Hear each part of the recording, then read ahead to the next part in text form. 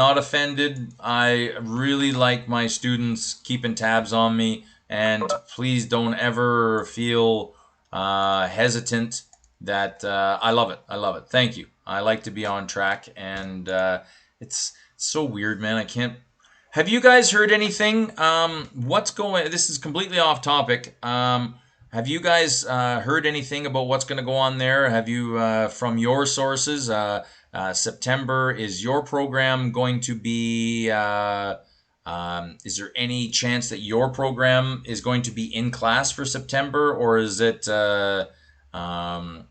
anything at all? Have you guys heard anything?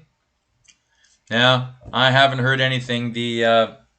They're I guess nobody's heard anything yet. They have all these contingency plans. So if this one doesn't go, then we'll go to this one. And if this goes, so they've got all these plans, but nobody knows what the hell's going to go on in September. So as far as we know, things will all be the same. And if anyone has anything to add, let me know. But I haven't heard anything from my end, so I guess. I'm just struggling to get all the documentation together, so hopefully I can even make it to the second season. Oh, stop it! You guys are doing fine. You guys No, are. it's not the grades part. It's getting all this extra BS out of the way. Why? What? What do you mean? Synergy, I'm completely lost. I have no clue how to use it. I don't even think I've logged into it. What's Synergy? It's something that we have to upload our records to. My doctor's being slow with getting my immunization records back to me, and when I went to the police station to say, hey, can you help me getting a vulnerable sector check, they basically said, piss off, go home, do it online. Tried to, and I can't find it. I just can't. Well, then... if you call your, what I did with Aurelia is I called the Aurelia OPP and they emailed me what I would need to be able to do online. Then I just emailed it back to them. So maybe give them a call and see if they'll do that for you. Okay, hopefully. Or maybe set up an email. But hey, man, I like this. You know what I mean? I don't know. We use this for me to transmit information to you, but there's absolutely no reason why y'all can't use this as information to transfer to yourself. So please, if anyone has any further ideas on this, let us all know, because I'm sure you're not the only one that's struggling with this. Sorry, what is this program called? Synergence? Synergy. It's like a website thing that we have to register for. Oh dear. Upload, our immunization and stuff like that, and our mask fit certification, I think. Well, you know what? If it's got to be done, get it done. And if you need any help, let me know, and I'll see what I can do. But I don't know. I hope there's not a time limit, but probably there will be a time limit. I think it's by the end of our 12 weeks. All right. Well, if you need any help, and what I'll do is there's a forum on Blackboard there. If anybody has any information, you could upload it there. I don't know. Talk to me, and you guys can talk right now if you want. I don't care if anyone has anything to add.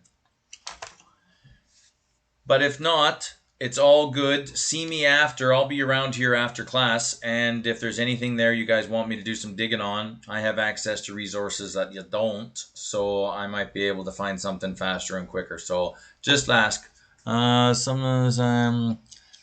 all right. I hope you guys are reading these comments. I'm kind of seeing them in the corner. But all right, let's go. The automation of the heart. Allows the heart to respond to changing body needs, right? It has to be. The heart is not stagnant. It's not dum-dum, dum-dum, dum-dum. It changes. If there's a bear over there right now, all of a sudden, the epinephrine's going to get dumped into the blood, and then all of a sudden, my heart's going to be going 130 beats a minute, all right? The vagus nerve, if you guys have had a chance to look over your nervous stuff yet, there will be stuff. You guys should be all over sympathetic and parasympathetic. Okay? All over like a duck on a June bug, I tell you. All right? The vagus nerve. Oh, everyone just went outside and left my dog inside. The autonomic nervous system, ANS, helps coordinate and adapt cardiac function to the changing needs. Okay, the body's always changing. Everything's changing. The environment's changing. You remember, it's the whole thing. You got to be on the tops of your feet when you're playing volleyball, because if you're on your heels, you're going to miss the ball. Okay, you always got to be ready. All right, and there are all these chemoreceptors. I'm not telling you what a chemoreceptor is, but you should be able to figure it out. You have all these chemoreceptors all over the place that are measuring, and you'd think, what oxygen is everything, right? So we should have oxygen sensors all over the place, always constantly measuring the amount of oxygen in our blood. Well, no. We actually have carbon dioxide receptors that measure the amount of carbon dioxide in the blood. And when the carbon dioxide levels get too high, then the body kicks in, because too much carbon dioxide will be a poison. Okay, and but lots of good stuff here. It can affect the rate of firing of the cardiac impulse, the heart rate, the speed at which the impulse travels through the heart, all these different things. So let's move on here. Autonomic wiring. We have your sympathetics here. We have the SA node. You have your AV node. Okay, ventricular myocardium. Your parasympathetics there. And you have a look down here. The sympathetic innervate, the SA node, AV node, the ventricular myocardium right here. All right. There is no parasympathetic innervation to the ventricular myocardium. So the parasympathetic is not really involved. Okay. It's just the sympathetic. And what I've done here is these slides there, they were kind of light. I'm not really too worried about sympathetic and parasympathetic at this point in time. But you guys can have a read of this here. Drugs or hormones that affect or mimic the effects of the sympathetic nervous system. Okay, there's names for these. Okay, there's all these drugs and hormones there that are involved. These sympathetics, they fire when the demands of the body increase as an exercise, right? This firing is also part of the fight or flight response. That should sound familiar. Excess sympathetic activity. I'm not interested in any type of disease like this. Okay, not interested. So don't even really worry about that. Firing of the parasympathetic system. Here we've got a decrease in the SA node activity and heart rate. Parasympathetic, you'll know what that is. Decreased speed of the cardiac impulse, rest and digest, no effect on strength of contraction.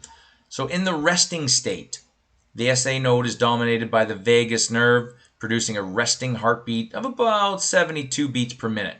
Yeah, it's somewhere between 65 and 75, 60, that kind of a thing. Awesome long distance runners. You know what I mean? They're lean, they're lanky. These people can run 30 kilometers marathon without even in 2.5 hours, and their resting heartbeats are very, very low, very low. So a vagomimetic drug, vagomimetic. So it's mimicking the vagus nerve, such as digoxin. Slows the heart down, speed of impulse of conjunction. I'm not really interested in drugs at this point in time. I'm just kind of showing you guys how it's kind of all interrelated. And we're not doing nervous in class. You're doing it on your own. But you'll see there that there is this interwoven nature of what's going on here. The heart is not alone. Okay. What else we got here? This is what I want to get. Cardiac output. And you'll see this formula here. I will ask you to use it. It's not a bad one. With a simple calculator, away you go. So CO, cardiac output, is the amount of blood pumped by each ventricle in 1 minute. And it's in milliliters per minute. All right, so the cardiac output in a healthy heart can increase 4 to 5 times, and they call this there the cardiac reserve. So if there's no need to pump massive amounts of blood, well, then we're not going to. but if there's a need, the heart can do it. Okay, so the cardiac output is equal to the heart rate times the stroke volume. Interesting there to note, total blood, I've said this there before, that there's about 5 liters of blood in the body. Okay, so the entire blood volume passes through the heart every minute. Again, 5 liters of blood in the body, give or take, and every minute that blood is pumped back through the heart. Okay? Kind of the same thing here. The heart rate there is the number of times the heartbeat each minute. That's the definition of a heart rate. There we go. Stroke volume is the amount of blood pumped by the ventricles per beat. Cardiac output can be altered by changing heart rate and or stroke volume. So, as we said there's about 72 beats per minute. What are the factors that influence heart rate? There's lots of them. Size, age, gender, exercise, lifestyle, all these different things. Stimulation of nerves, hormonal influence, pathology, disease, medications, all these kinds of things, right? Stroke volume can be changed by changing the force of the contraction. So a stronger contraction, more volume per stroke. Heart rates can change. Yeah, I'm not interested in any of those there. Starling's law, though. This is a good little one. Have a read of this one. You could write a PhD on it. Starling did. You don't have to. But what you want to do is just read about it there in the book.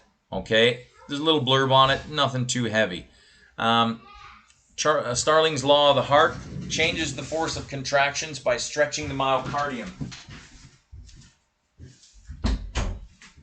Sorry, the Rugrats just got back in. So we're changing the force of contraction by stretching the myocardium. They have a little bit of stretchability. Okay, the mechanism here aligns the sarcomeres for greater interaction between the actin and myosin. That should ring a bell. Okay? So Starling's law has to do with changing the force of the contraction by stretching the myocardium. Okay? Aligning all those sarcomeres. Inotropic effect. There's that word again. Changes the force of contraction without stretching the myocardium. Mechanism. Makes calcium more available for muscle firing.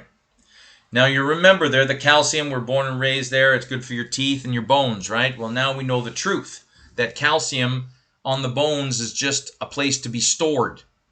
Calcium is mucho importante for muscles and nerves. So there's 2 ways there that we can change. You can use, there's Starling's law there, where we're talking about the stretching of the myocardium to get a bigger stroke volume. Or we just dump more calcium. Okay?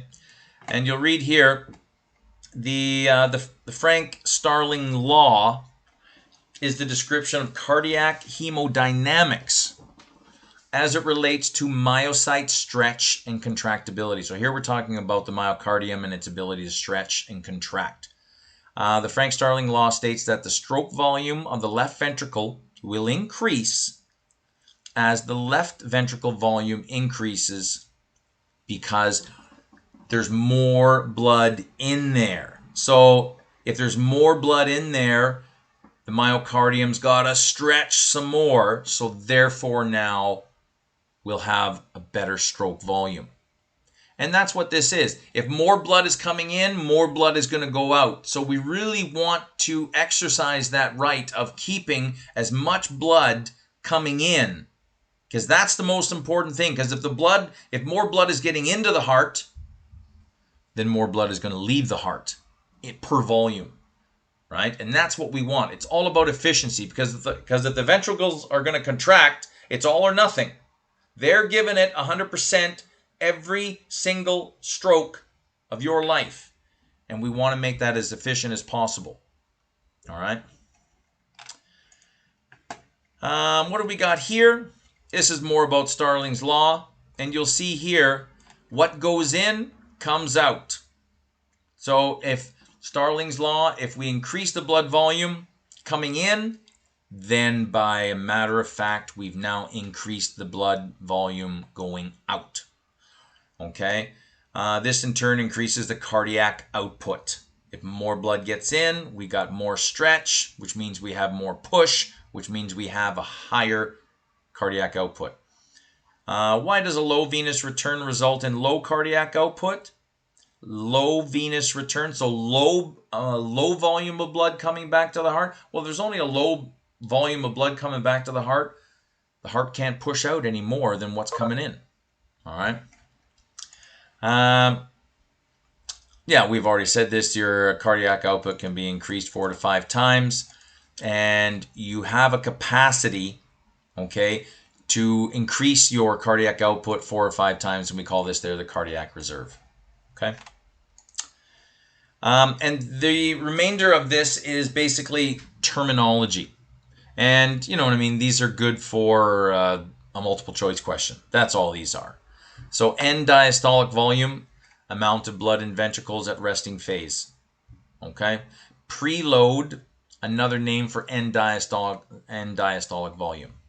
And you can see how these relate to. You guys can write them all down on a piece of paper and have them there for your test there in 2 weeks. Okay. Ejection fraction is the percentage of blood volume in the ventricles that is pumped by the heart. Normal ejection fraction is about 67%.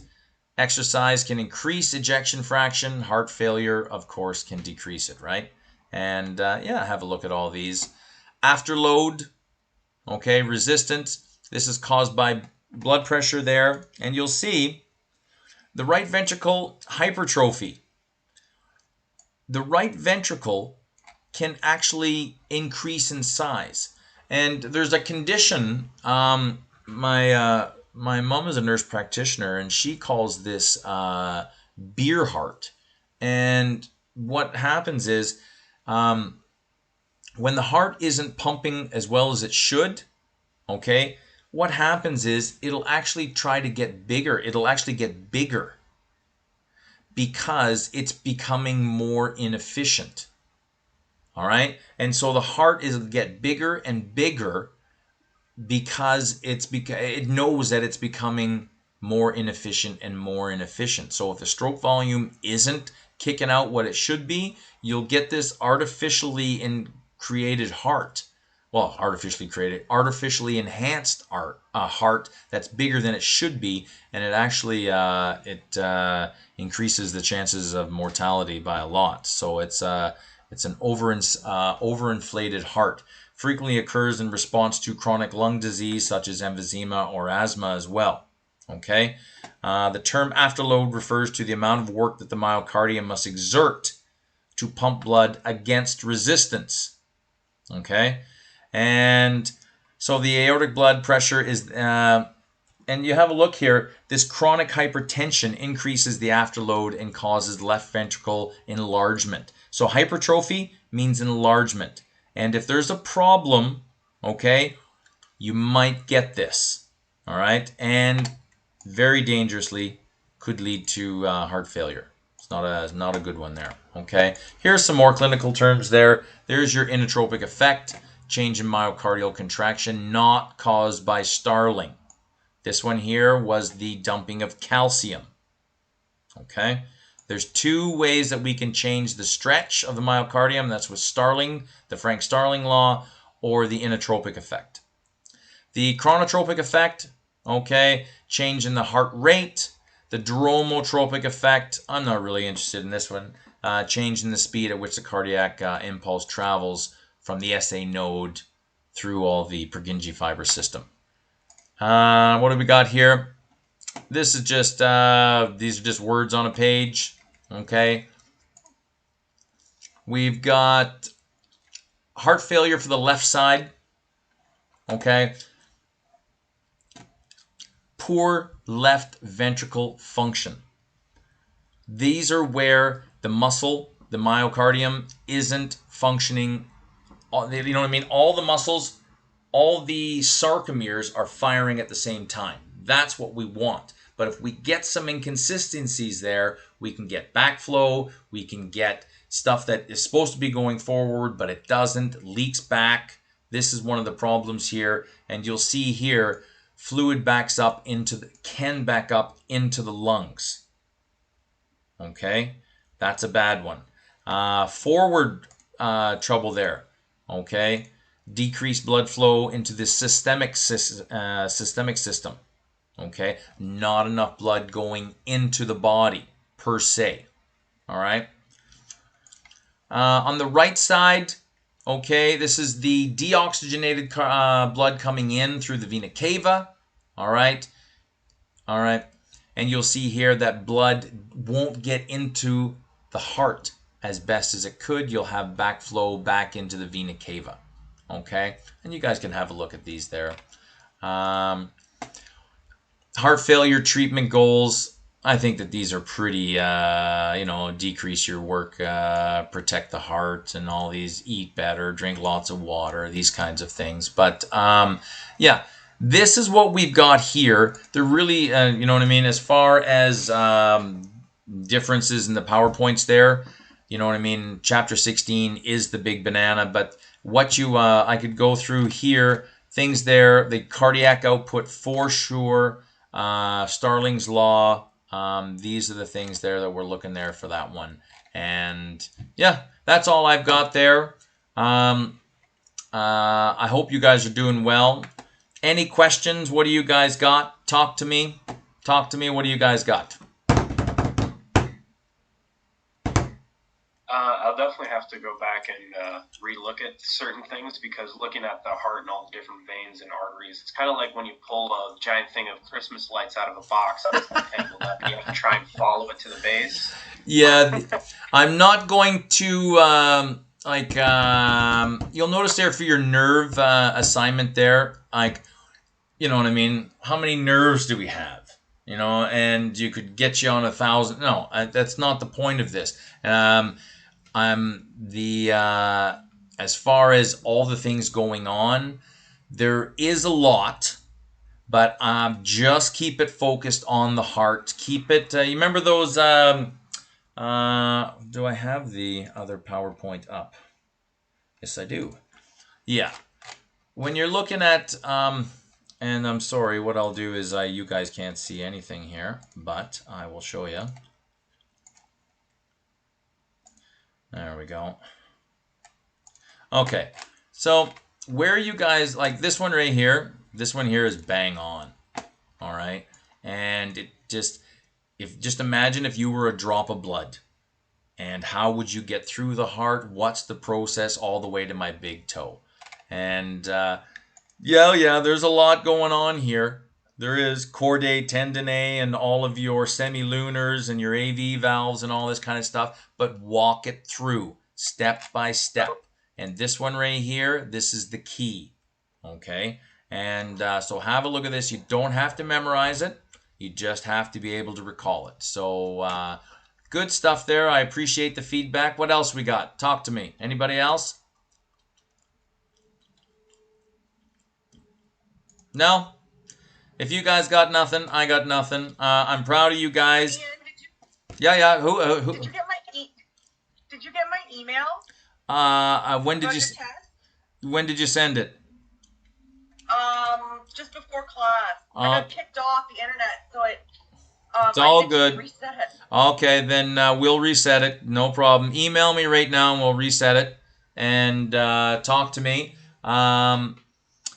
Yeah, and again, sorry there for the test. I hope I have an inconvenience. I know people's schedules, you know what I mean? They got kids at home and all this, and you guys, there was a couple of you guys that were ready to go at 8 o'clock, and I was sitting right here, you know what I mean? I just couldn't check my email because I was teaching another class, but I hope there that you guys are okay, and I hope I haven't screwed up your schedule there as badly as I hope I haven't, but I hope you guys are good, and I'll give you guys till midnight there to do the test.